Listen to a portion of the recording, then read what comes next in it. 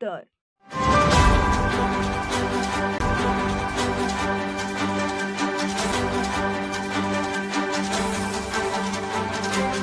आपण पाहत आहात लोकशाही महाराष्ट्र न्यूज।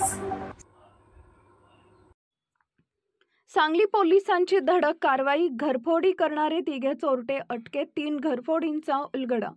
सांगली पोलिसांच्या स्थानिक गुन्हे अन्वेषण शाखेने पुन्हा एकदा चोख कामगिरी बजावत मोठी कारवाई केली आहे।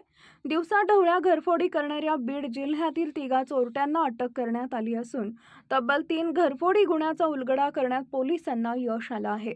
मिळालेल्या माहितीनुसार शिराळा पोलीस ठाणे हद्दीत 10 ऑक्टोबर रोजी दिवसाढवळ्या घरफोडीची घटना घडली होती।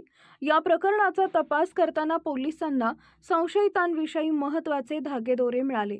त्यानंतर सांगलीच्या स्थानिक गुन्हे अन्वेषण शाखेचे पोलीस निरीक्षक सतीश शिंदे यांनी सहाय्यक पोलीस निरीक्षक जयदीप कळेकर यांच्यासह तपास पथक तयार करून सदरचे पथक बीड जिल्ह्यात रवाना झाले आणि अचूक माहितीच्या आधारे कारवाई करत 3 आरोपींना अटक करण्यात आली।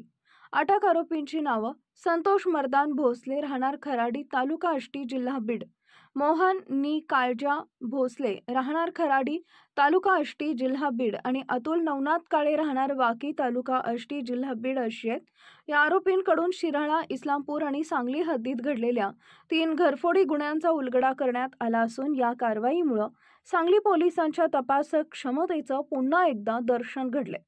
या कारवाईसाठी पोलीस निरीक्षक सतीश शिंदे, सहाय्यक पोलीस निरीक्षक जयदीप कळसकर, संदीप गुरव, उदयसिंह माळी तसेच स्थानिक गुन्हे अन्वेषण शाखेचे अधिकारी आणि कर्मचारी यांनी परिश्रम घेतले।